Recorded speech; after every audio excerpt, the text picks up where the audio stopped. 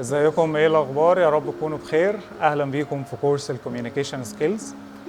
اول حاجه لازم تعرفها ان عمليه التواصل هي من اكتر الحاجات اللي لازم تعملها صح، لان انت هتعملها من اول ما بتتولد ولحد ربنا يديك الصحه وطولة العمر. لو انت عملتها صح هتحل مشاكل كتيره قوي من اللي بتواجهك، سواء في شغلك، سواء في بيتك، سواء مع عيلتك او مع جيرانك. فعلشان كده احنا مهتمين قوي بموضوع مهارات التواصل. بلس حاجة كمان ان انت مهارات التواصل دي هي اللي بتبني عليها كل المهارات اللي انت محتاجها تقريبا بعد كده. يعني لو انت عايز تبقى ليدر شاطر، قائد شاطر، ما ينفعش تكون قائد من غير ما يبقى عندك communication skills. لو انت عايز تبقى يعني good team player او شخص بيشتغل في مجموعة كويس، ما ينفعش ان انت تكون ما بتقدرش تتواصل صح.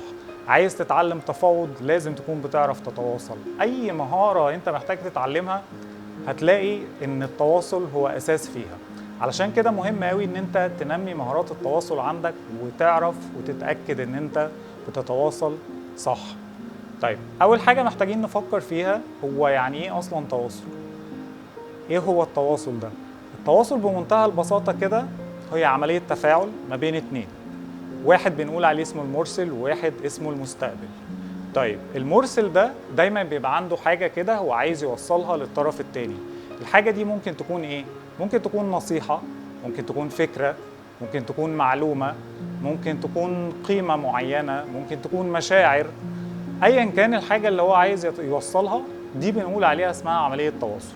يبقى بمنتهى البساطة كده هي تفاعل ما بين اتنين، مرسل ومستقبل، بغض النظر هو انا عايز اوصل له ايه. تاني حاجة محتاج تعرفها حاجة اسمها عناصر الاتصال أو عناصر عملية التواصل.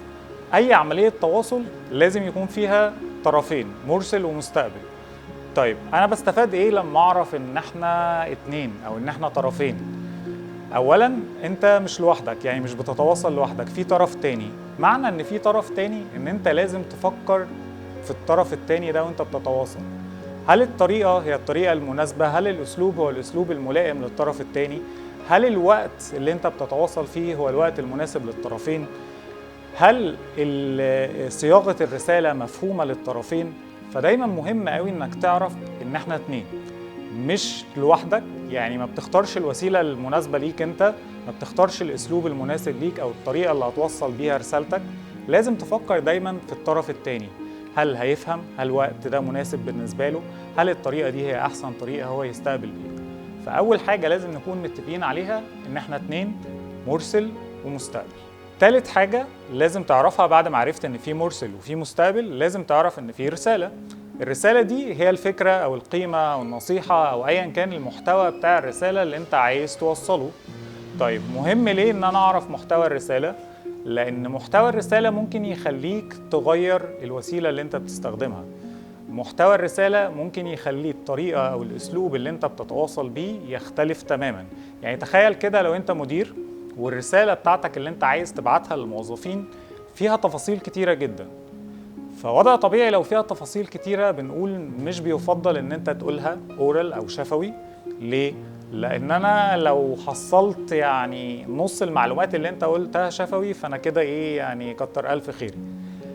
لكن لو هي مكتوبة فأنا بقدر إن أنا أركز فيها أكتر، بقدر إن أنا أرجع لها لو نسيت أي حاجة. فمهم قوي إن أنا أعرف الرسالة بتاعتي عشان بناء على الرسالة هبتدي أدخل واختار رابع حاجة اللي هي الوسيلة. ومن أهم الحاجات اللي لازم أفكر فيها وأنا بتواصل مع الناس هي الوسيلة اللي أنا هستخدمها علشان أوصل الرسالة بتاعتي. وهنقف شوية هنا عند الوسيلة لأن مشاكل كتير قوي ممكن تحصل لنا بسبب اختيار وسيلة غلط. الوسيلة اللي ممكن استخدمها عشان اوصل المسج بتاعتي لأي حد ممكن تكون مكتوبة، ممكن تكون حاجة فويس، ممكن تكون فيديو، ممكن تكون صورة، ممكن تكون أغنية، ممكن تكون شفرة. أيا كانت الوسيلة اللي أنا بستخدمها محتاج إن أنا أركز كويس قوي في اختيارها. طيب، علشان أختار الوسيلة صح لازم أعرف مميزات وعيوب كل وسيلة من الوسائل دول. يعني مثلا لو أنا هكتب لازم أعرف إيه مميزات الكتابة. من مميزات الكتابة فكرة الإيديت، إن أنا أقدر أعمل إيديت، أقدر إن أنا أبص على الكلام قبل ما أدوس سند أو قبل ما أعمل بوست. فأنا إيه ببتدي أركز. ببتدي اشوف هل الكلام ده مناسب، طب لا الكلام ده مش هيوصل المعنى فشيل الكلمه دي واحط الكلمه دي. بيبقى عندي فرصه ان انا اديت، فدي ميزه كويسه جدا من مميزات الكتابه. لكن في الكتابه ساعات ما بقدرش اوصل المشاعر، ما بقدرش اوصل الحماس، ما بقدرش اوصل ان انا مثلا ان الحاجه urgent ولازم تخلص دلوقتي. طيب وسيله زي التواصل الشفوي، ان انا اتكلم مع حد فيس تو فيس، دي بتفرق كتير جدا، ليها مميزات وفيها عيوب. من مميزاتها طبعا فكره ان انا بوصل المشاعر، انا مباشر جدا في سرعه. لكن من اكثر العيوب اللي للاسف بنقع فيها فكره ان انا اللي بيطلع من لساني للاسف ما بقدرش ان انا لا اعمل فيه اديت، ولا اقدر ان انا يعني ايه اعمل ديليت فور اول او اعمل ريكول او ارجع في كلامي. خلاص هي الكلمه طلعت، خلاص رشقت. فعلشان كده مهم قوي ان انا اخد بالي في اختياري للوسيله، هل هي الوسيله المناسبه ولا لا؟ هل هي في الموقف ده المفروض اكتب ولا المفروض اتعامل فيس تو فيس؟ طيب اختيار الوسيله بيبقى على حسب ايه؟ على حسب حاجات كتير. اول حاجه على حسب الرساله نفسها، على حسب طبيعه الموضوع اللي انا عايز اتناقش فيه، وعلى حسب الشخص اللي انا بتكلم معاه. في بعض الاحيان في ناس معينه بتفضل الكتابه، في ناس وقتها ما بيسمحش ان انا اقدر اتواصل معاها فيس تو فيس. في اوقات العلاقه ما بيني ما بتبقاش بيني وبين الشخص اللي بتعامل معاه ما بتبقاش علاقه يعني فريندلي قوي لدرجه ان انا اتكلم معاه فيس تو فيس، فبيبقى الافضل ان انا اكتب.